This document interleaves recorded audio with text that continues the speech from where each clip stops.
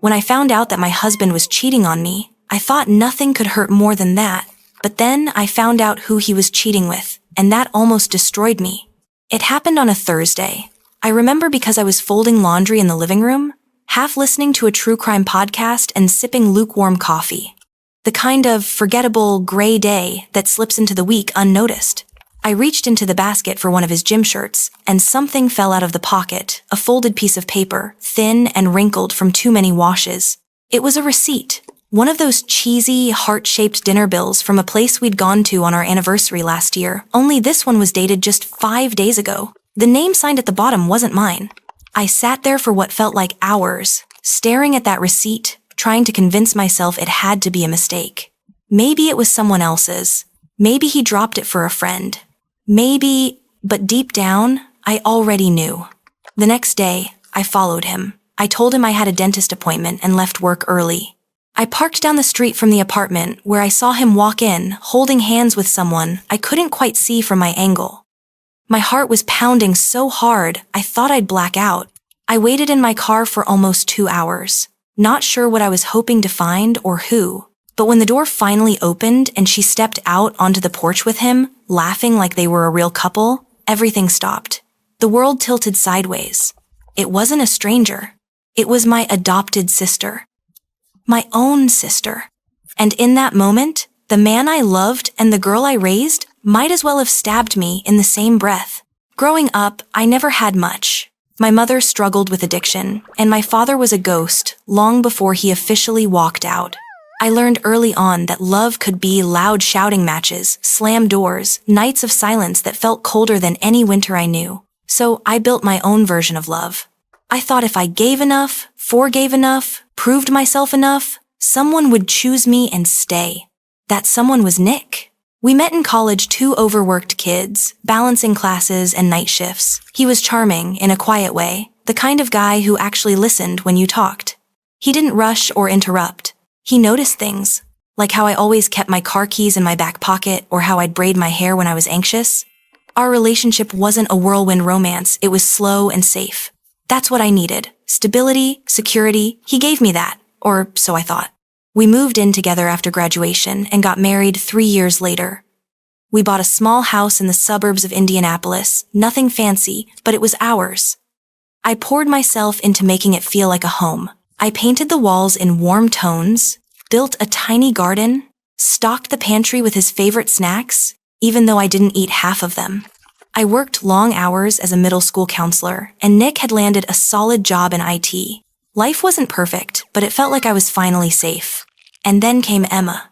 Emma wasn't my biological sister. She was my cousin's child born into chaos, just like I had been. Her mom, my cousin Rachel, had OD'd when Emma was 10. No father on the birth certificate. No grandparents willing to take her in. Child Protective Services was about to place her in foster care when I stepped in. Nick was hesitant at first. "We're just starting our lives," he said. "We're not ready to raise a kid." But I couldn't leave Emma to the system. I saw too much of myself in her, the anger, the confusion, the hollow look in her eyes like she didn't believe she deserved love. I convinced Nick it would only be temporary, just until we figured something out. Temporary turned into permanent. We adopted her legally when she turned 13. I became her legal guardian, and Nick, well, he adjusted. He was polite, patient, never raised his voice at her, never denied her anything she asked for. I thought he was just being kind, maybe even learning to love her in his own way. Emma wasn't easy. She pushed every boundary I set. Skipped school, stole money from my purse, snuck out at night. I tried therapy, grounding, rewards, systems, nothing really stuck, but I didn't give up. I couldn't. She started to soften around 16. We'd sit on the porch together some nights, sipping ginger ale and listening to the cicadas. She'd tell me about the drama at school, her crushes, her dreams. I listened like any mother would. I was proud of her, maybe too proud. I ignored the signs. I wanted to believe things were finally working out. I used to joke that Emma was more like Nick than me, quiet, observant, tech-savvy. They bonded over stupid things like car specs and fantasy football. I even remember teasing her once. "You like him better than me, don't you?" She just laughed and shrugged. "He's easier to talk to sometimes," she said. I didn't think anything of it. I didn't think anything when she started dressing nicer around the house, or when I'd find them sitting too close on the couch, watching movies after I went to bed. I didn't question it when Nick started coming home early on the days she was off school. I was tired, always tired, working 2 jobs just to keep up with the mortgage and college applications. I told myself they were finally getting along, that Emma was healing, that Nick was being a good dad. The truth hit me like a brick in the face that day on the porch, watching them together, hands locked, her laughing at something he said like she was 17 going on 30. I couldn't move. I didn't confront them right away. I just drove home and sat in the driveway for an hour, engine off, heat stifling. I stared at the steering wheel like it might give me answers. When I walked into the house, everything looked the same: photos on the wall, my coffee mug in the sink, Nick's shoes by the door. But everything had changed. For weeks, I didn't say anything. I went to work, came home, played along. I needed proof. I needed to be sure I wasn't losing my mind, so I did what I never thought I'd do. I went through his phone. What I found wasn't just betrayal, it was betrayal documented, organized, romanticized. Messages, secret photos, calendar invites labeled with fake meeting names. My stomach turned as I read them. Things he used to say to me now, whispered to her. Promises, compliments, desires. There were no apologies in those texts. No hesitation. Just comfort. Like they'd been doing this for a long time. Like it was normal. That night, I threw up twice, before crawling into bed beside him, pretending to sleep. I kept asking myself how. How could he look me in the eyes every morning and lie so easily? How could she, the girl I had fed, clothed, protected, how could she do this to me? And the worst part, I started blaming myself. I replayed every fight Nick and I ever had. Every moment I chose work over date night. Every time I grounded Emma or forgot to say I love you at the right time. I wondered if I had pushed them together. If my exhaustion had made room for their betrayal. I started losing weight. Couldn't eat. Couldn't sleep. I'd sit at my desk at work, staring at my students, wondering if they could see through me, if they knew I was rotting inside. My colleagues noticed. They asked if I was sick. I smiled and said I was just tired. That lasted for nearly 2 months. 2 months of pretending everything was okay while I died a little more each day. And then, I snapped. It wasn't loud or dramatic. No yelling. No plates thrown. It was worse than that. It was quiet. I came home one afternoon, walked into the kitchen, and saw Emma at the stove, cooking like she owned the place. She smiled at me, that same soft smile I used to be proud of. And something inside me finally broke. I said her name. Just her name. She turned around, still smiling. And I asked, "How long has it been going on?" Her face changed. She didn't deny it, didn't act confused. She just stared at me like she'd been waiting for this moment. And in that silence, I knew everything. Nick came home 20 minutes later. And that's when the real storm began. When Nick walked through the door that night, the air was heavy, too quiet, too still, like the silence before a tornado rips through a town. I was sitting at the kitchen table, arms crossed, Emma standing behind me like a child who'd been called into the principal's office. He looked between us, his eyes narrowing with confusion and then widening in recognition. Something in his face cracked for just a second. Not fear, not guilt, just inconvenience. Like he'd been caught cheating on a diet, not cheating on his wife. With her. I didn't yell. I couldn't. My voice had packed its bags and left weeks ago. Instead, I asked one simple question, the same one I asked Emma. How long has this been going on? He didn't answer right away, just ran a hand through his hair, sighed, and sat down across from me like we were about to discuss the weather. 8 months, he finally said. 8 months. Emma didn't flinch. She leaned against the counter, arms folded, eyes fixed on some point far behind me. No tears, no shame, just a look of boredom, like she'd rather be anywhere else. I asked them why. Nick said he felt seen by her, that I had become distant, always tired, always stressed, that she listened, laughed at his jokes, made him feel wanted again. Emma, she didn't offer a reason, just said, it wasn't supposed to happen, as if that made a difference. What stunned me most wasn't the affair, it was how small they made it sound. Like it wasn't betrayal, just miscommunication, like they'd tripped and fallen into each other's arms. I stood up, walked upstairs, packed a bag, not because I was leaving for good, but because if I stayed another second in that house, I would lose myself. I drove to a motel off the interstate and checked in under my maiden name. I spent the night lying on stiff white sheets, staring at the popcorn ceiling, wondering how a life I built brick by brick could collapse so suddenly. The next morning, I called in sick to work. And the next. And the next. I stopped responding to texts, ignored emails. My phone buzzed with concerned messages from coworkers, my boss, even a few of Emma's teachers. I turned it face down and let it ring. I couldn't find the energy to explain something I didn't fully understand myself. 3 days passed before I went back to the house. Nick had cleaned. I could smell lemon-scented disinfectant as soon as I walked in. The kitchen counters gleamed. Emma's shoes were gone from the entryway. So were most of her clothes, I discovered later. He told me she was staying with a friend. I didn't ask who. We didn't speak much that day. I stayed in the guest room. I couldn't bring myself to sleep in the bed we used, to share the bed they'd probably desecrated behind my back. Over the next few weeks, I moved like a shadow through my own home, ate in silence, slept in short, haunted intervals. I went back to work eventually, but I wasn't really there. My students noticed. Some asked gentle questions. Others avoided me, sensing the tension that clung to me like smoke. I'd lost more than just a husband and a child. I'd lost my identity. The betrayal infected everything. I doubted every decision I'd ever made, adopting Emma, marrying Nick, trusting either of them. I wondered if I'd been a fool all along. Maybe I was never enough. Maybe I had loved them too hard and made them soft with entitlement. Then one day, I got a call. It was from Emma's high school guidance counselor. She asked if I had time to talk. I met her at a local coffee shop the next day. She was kind, professional, and blunt in a way that only teachers with decades of experience can be. She said Emma had been struggling. Her grades had plummeted. She'd been skipping classes, missing deadlines, isolating herself from her friends.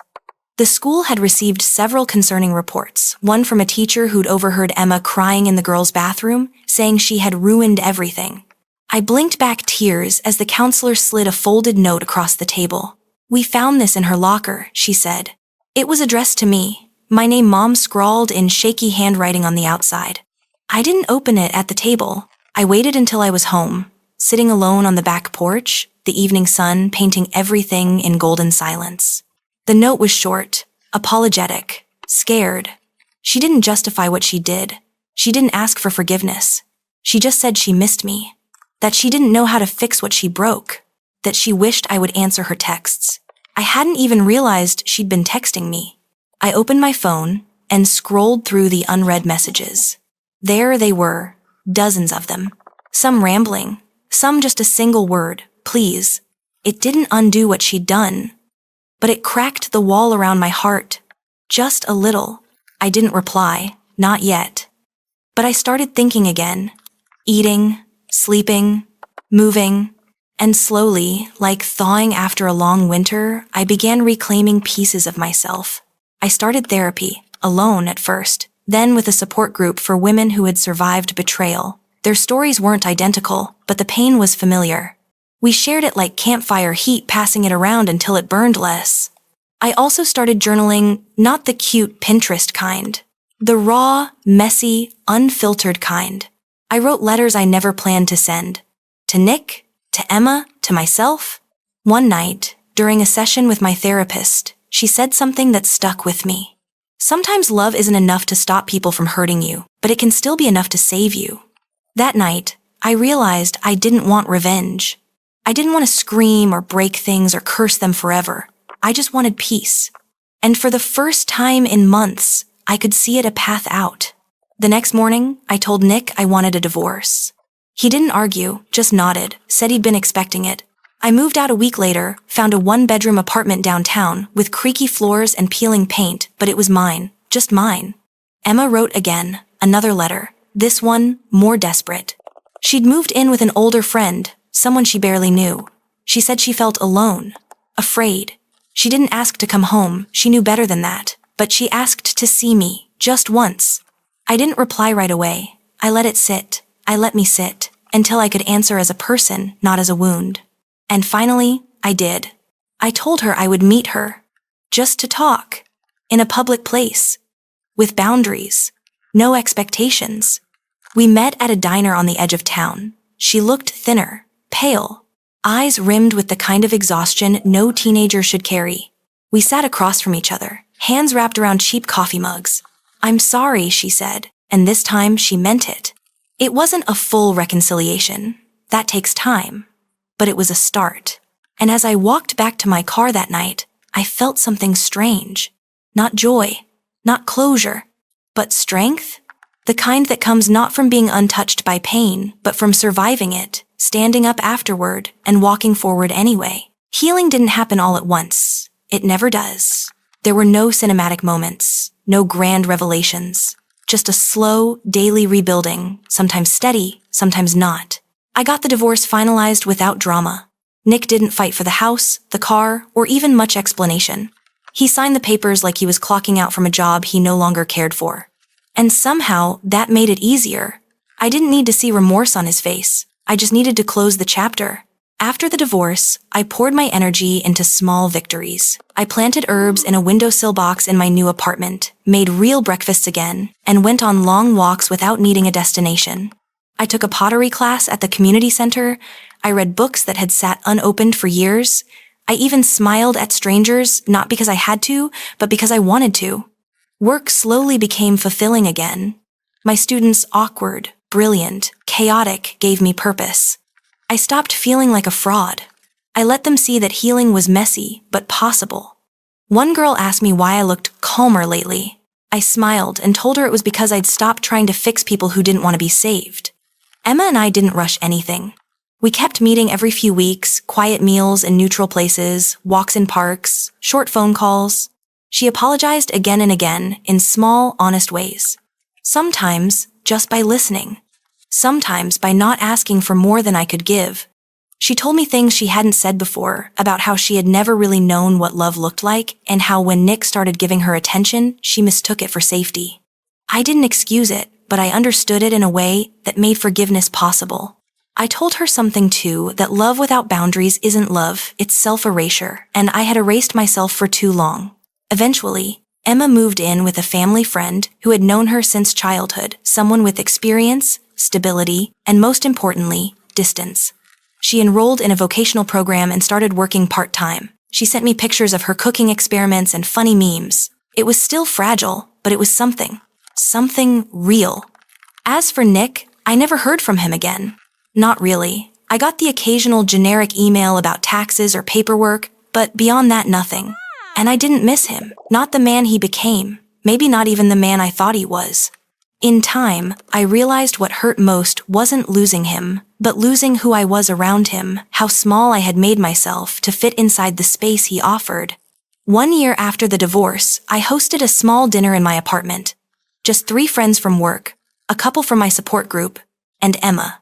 I cooked lasagna, burnt the garlic bread, and spilled red wine on the rug. But no one cared. We laughed until our sides hurt. It felt like a new kind of family, not bound by blood or marriage, but by truth, survival, and acceptance. That night, as I stood in the kitchen cleaning up, Emma hugged me from behind and whispered, "I'm proud of you." I didn't say anything right away, just closed my eyes and let the warmth sink in. Then I said, "I'm proud of you too." And I meant it. Because we had both crawled out of the same wreckage, bruised and shivering, but alive. If there's one thing I've learned through all this, it's that betrayal doesn't mean the end of love, but it is the beginning of self-love, if you let it be. You can survive heartbreak. You can outgrow your past. You can build a life not in reaction to your pain, but in celebration of your strength. And sometimes, the people who break you don't get the satisfaction of watching you stay broken. They just become part of a story you tell one day, not with tears, but with quiet peace.